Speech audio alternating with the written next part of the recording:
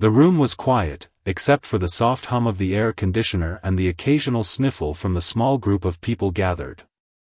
A little boy, just 2 years old, sat on his mother's lap, his wide eyes scanning the room.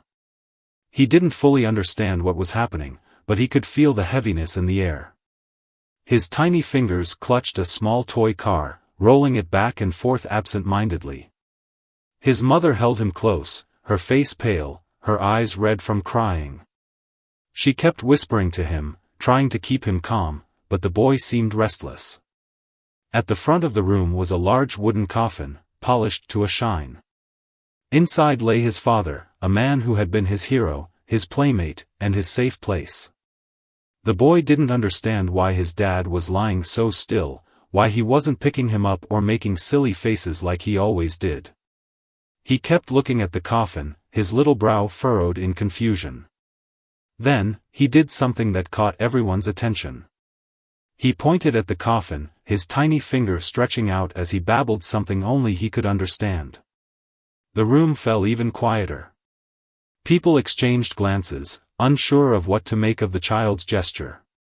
His mother gently tried to lower his hand, but he persisted, pointing again and saying, "Dada," in his sweet, high-pitched voice. It was as if he was trying to tell everyone something, but no one could figure out what.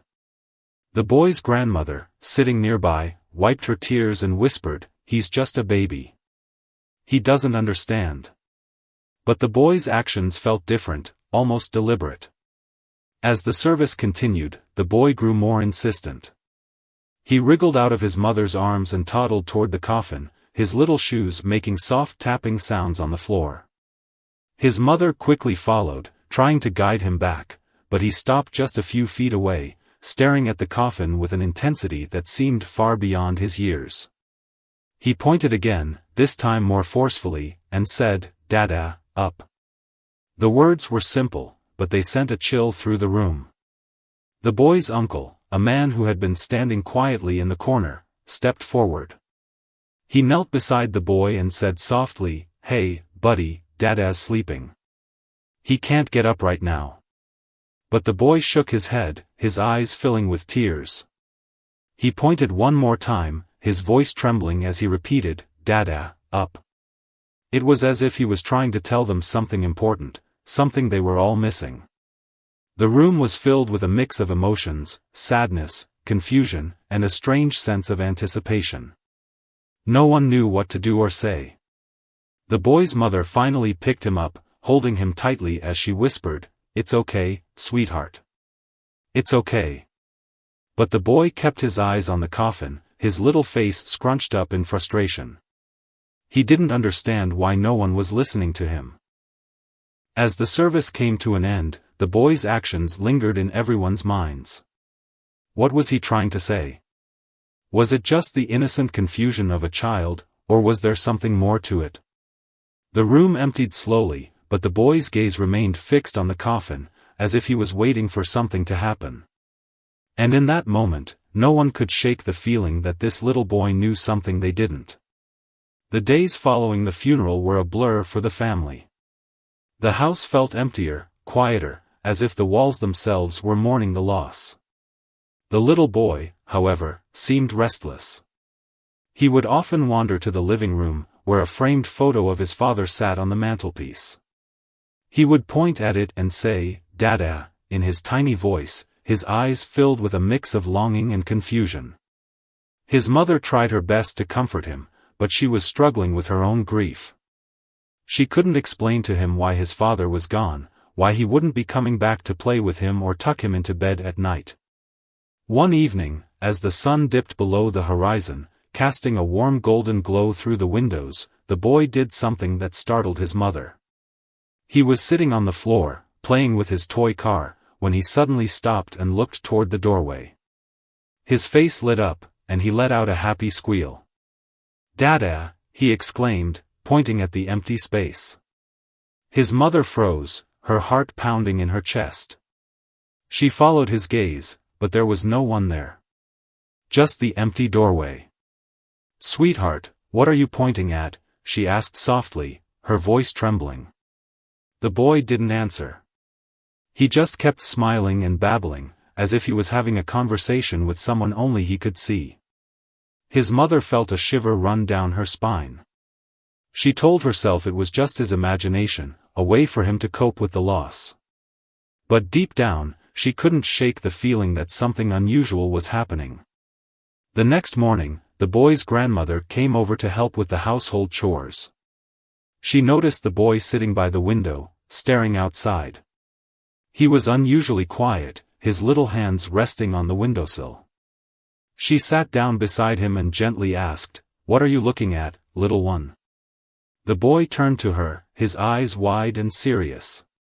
"Dada," he said, pointing outside. "Dada there." His grandmother felt a lump form in her throat. She glanced out the window, but all she saw was the empty backyard. She didn't know what to say. She hugged the boy tightly, her mind racing with thoughts. Could it be possible that he was sensing something they couldn't? Or was it just his way of processing the loss? She decided not to mention it to his mother, not wanting to add to her already heavy burden. Later that day, the boy's uncle came to visit. He had always been close to his brother, the boy's father, and the loss had hit him hard. As he sat on the couch, the boy toddled over to him, clutching his toy car. He looked up at his uncle with those big, innocent eyes and said, "Dada car." The uncle's heart ached.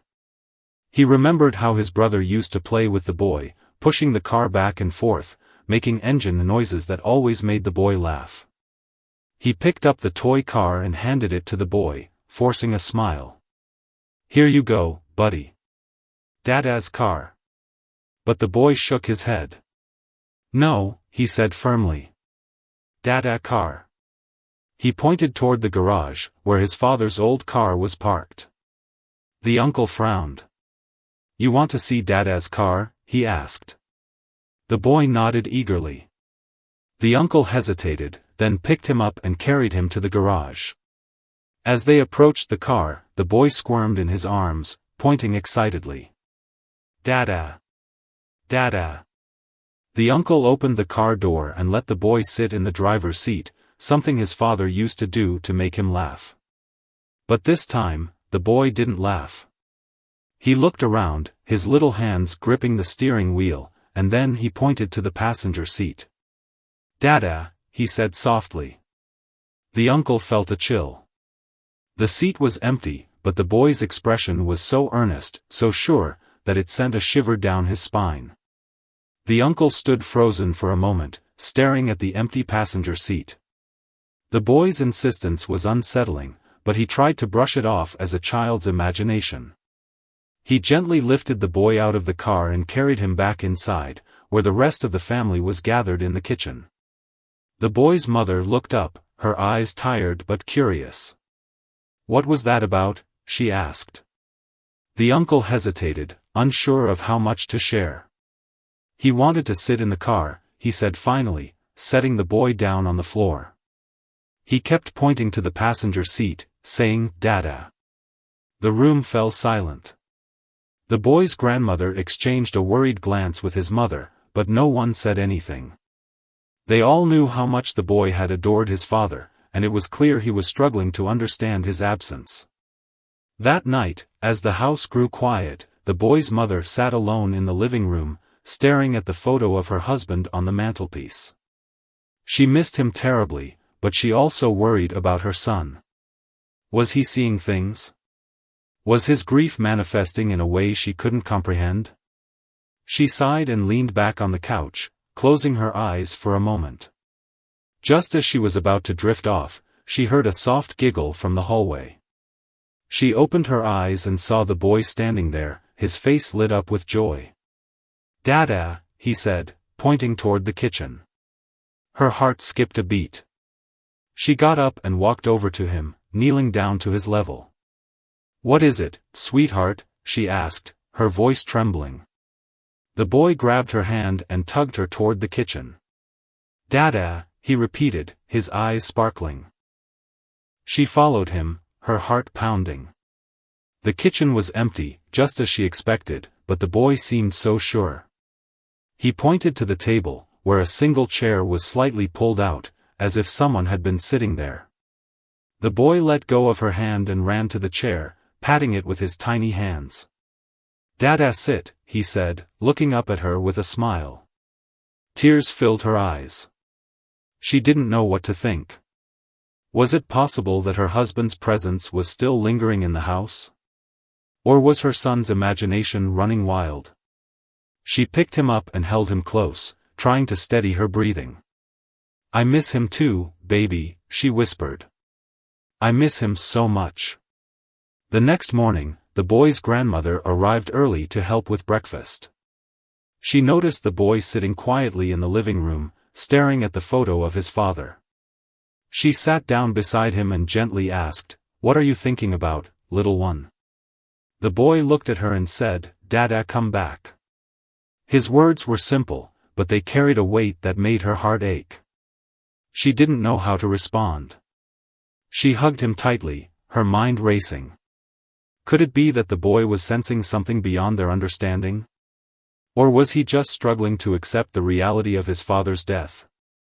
She decided to talk to the boy's mother about it later, but for now, she focused on comforting him.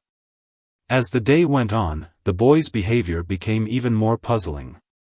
He would often stop what he was doing and look toward a corner of the room, as if he was listening to someone. Sometimes, he would laugh or clap his hands, as if he was playing with someone only he could see. His mother watched him closely, her heart torn between hope and fear. She didn't know what to believe, but she couldn't ignore the strange feeling that something extraordinary was happening. The boy's behavior continued to puzzle the family. He would often point to empty spaces, laugh at nothing, or suddenly stop playing to say, "Dada." It was as if he was living in a world where his father was still present, still playing with him, still watching over him. His mother tried to rationalize it, telling herself it was just his way of coping with the loss. But deep down, she couldn't shake the feeling that there was more to it. One afternoon, the boy's uncle decided to take him to the park, hoping the fresh air and change of scenery would do him good. As they walked along the path, the boy suddenly stopped and pointed to a bench under a large tree. "Dada," he exclaimed, his face lighting up with joy.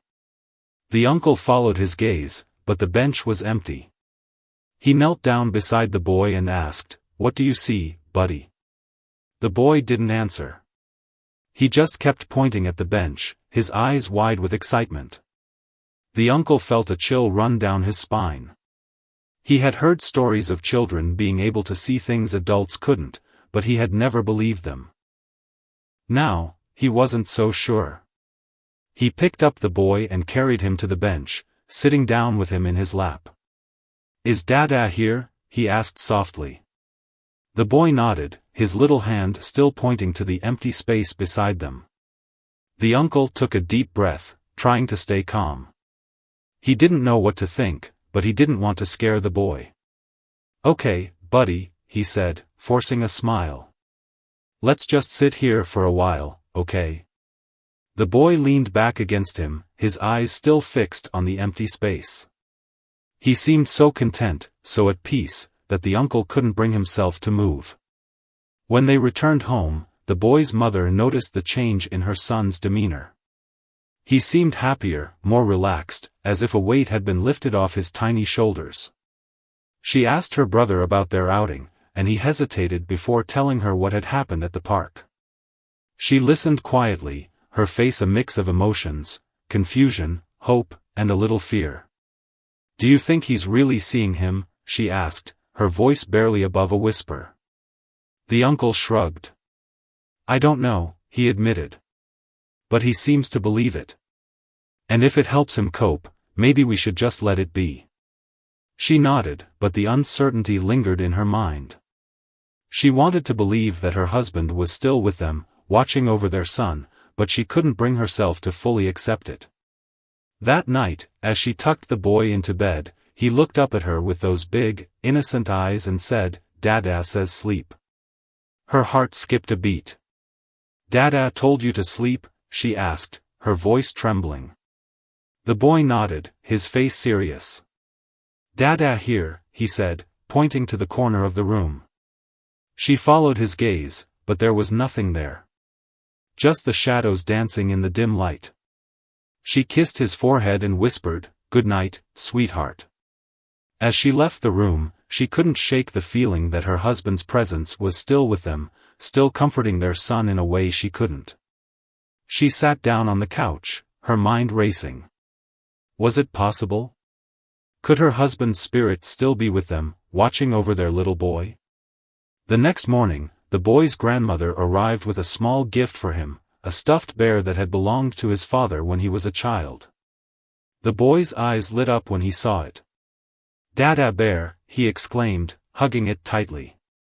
His grandmother smiled, but her eyes were filled with tears. "Yes, sweetheart," she said softly. "Dada's bear." As the boy played with the bear, the family watched him closely, their hearts heavy with grief but also filled with a strange sense of hope. They didn't know what to believe, but they couldn't deny the comfort the boy seemed to find in his father's memory. And in that moment, they realized that maybe, just maybe, love could transcend even death. The days turned into weeks, and the boy's behavior continued to mystify the family.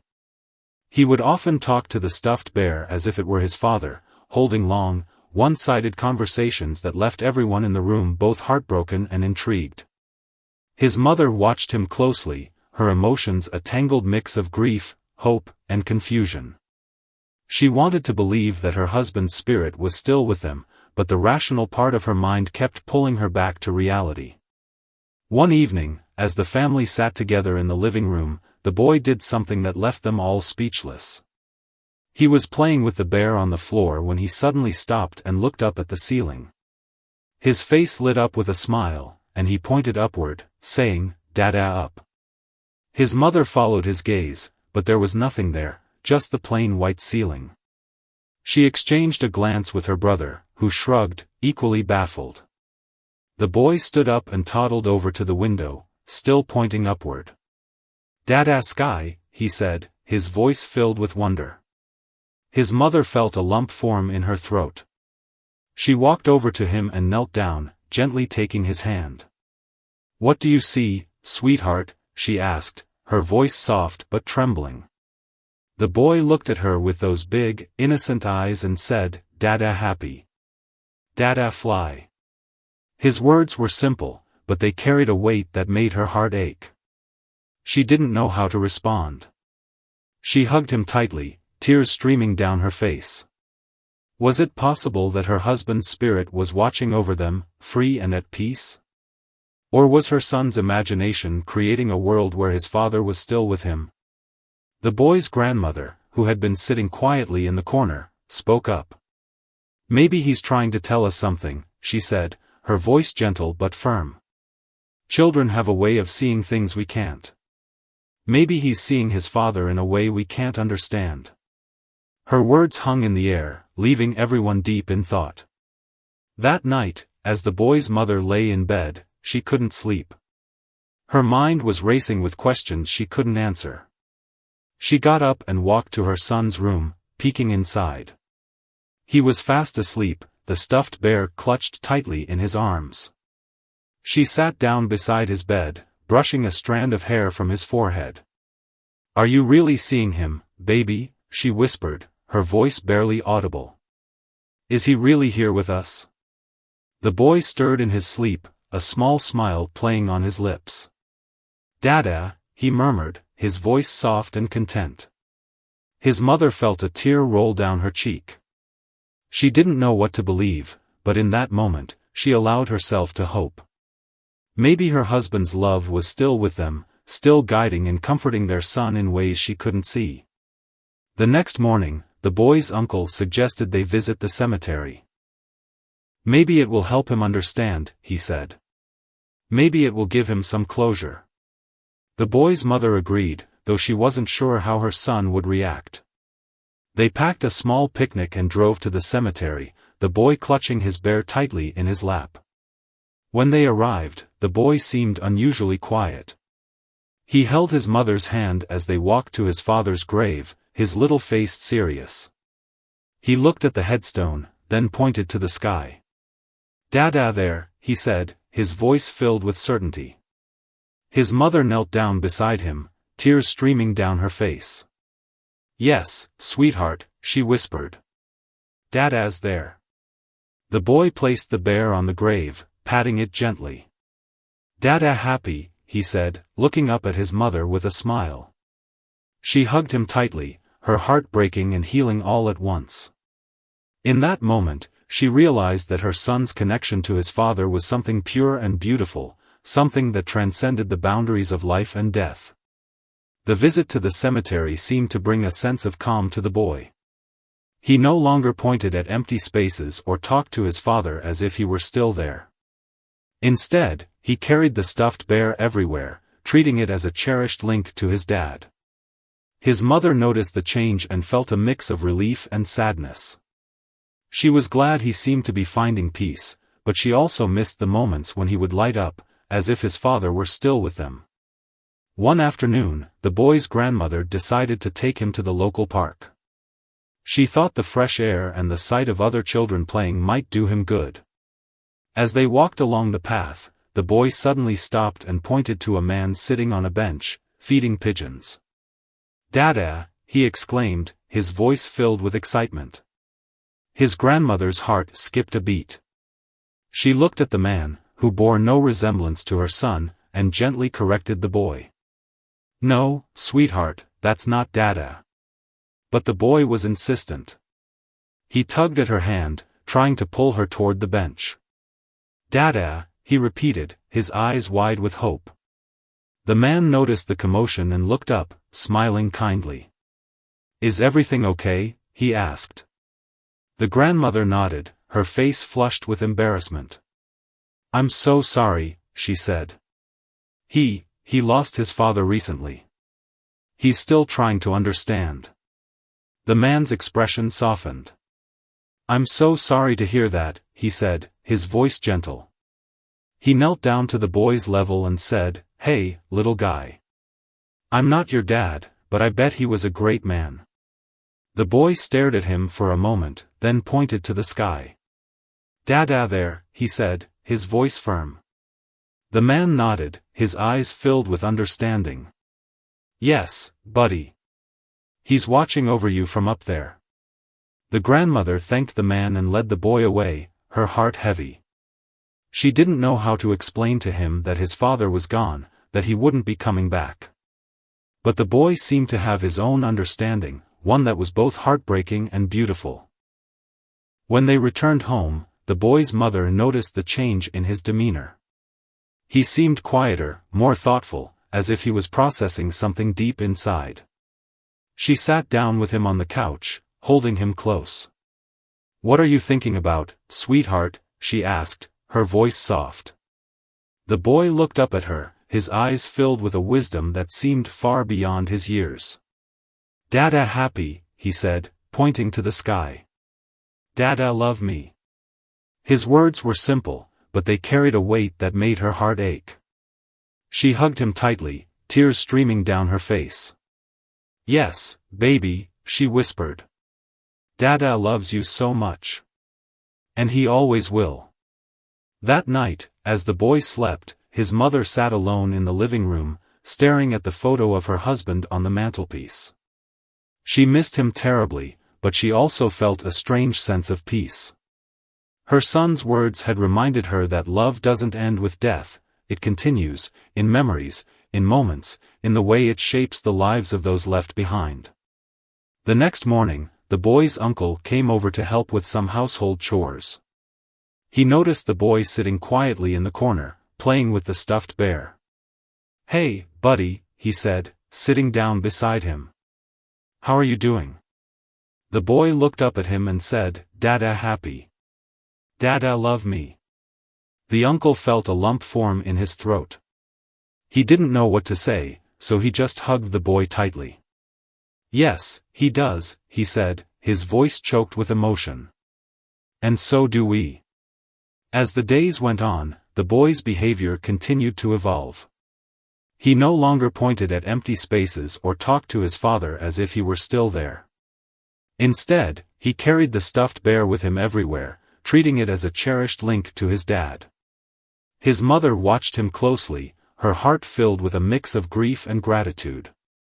She didn't know what the future held, but she knew one thing for certain: her husband's love would always be with them, guiding them, comforting them, and reminding them that even in the darkest times, there is light.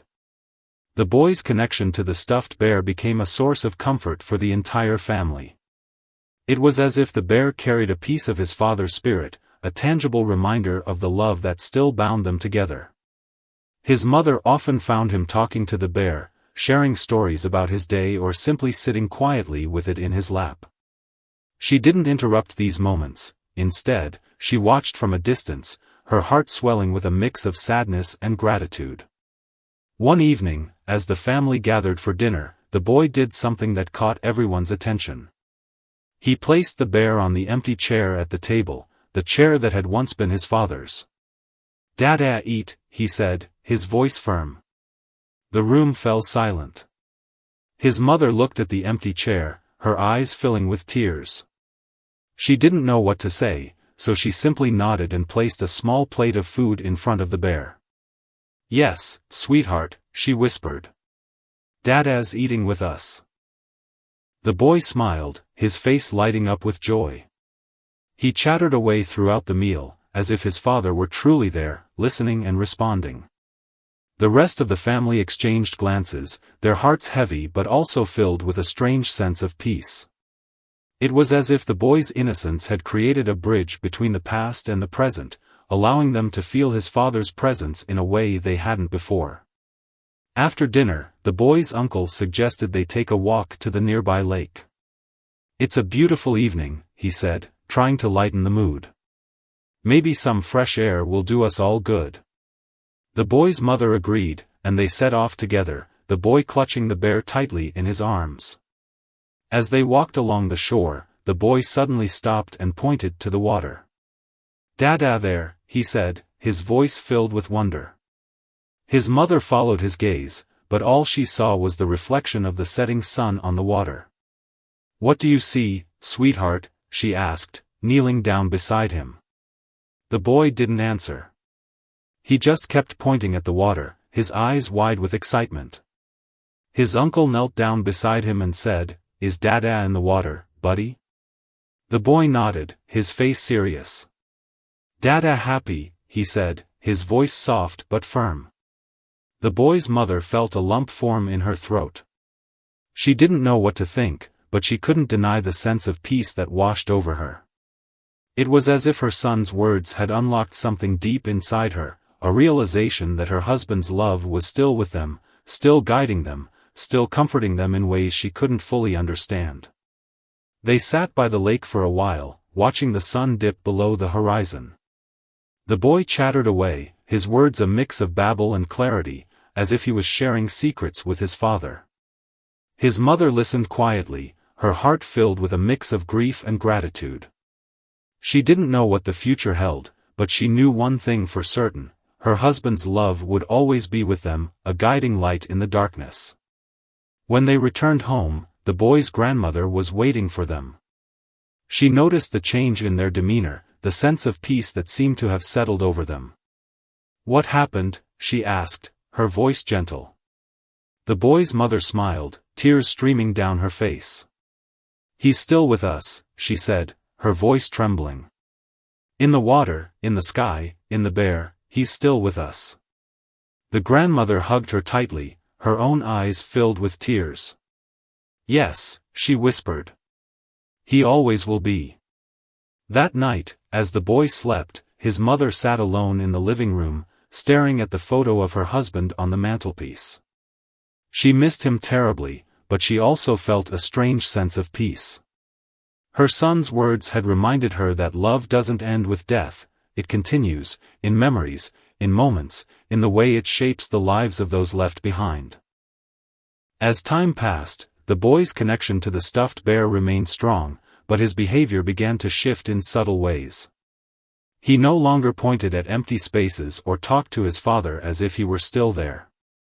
Instead, he carried the bear with him like a cherished companion, a symbol of the love that would always bind him to his dad.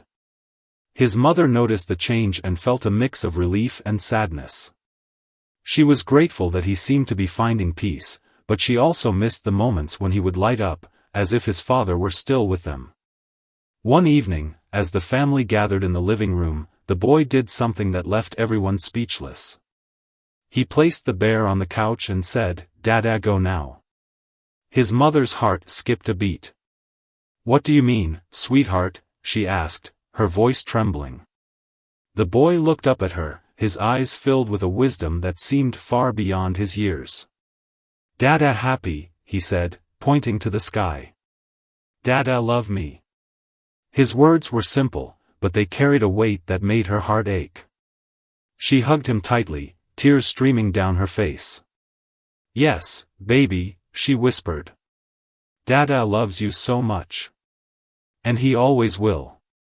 The boy's grandmother, who had been sitting quietly in the corner, spoke up.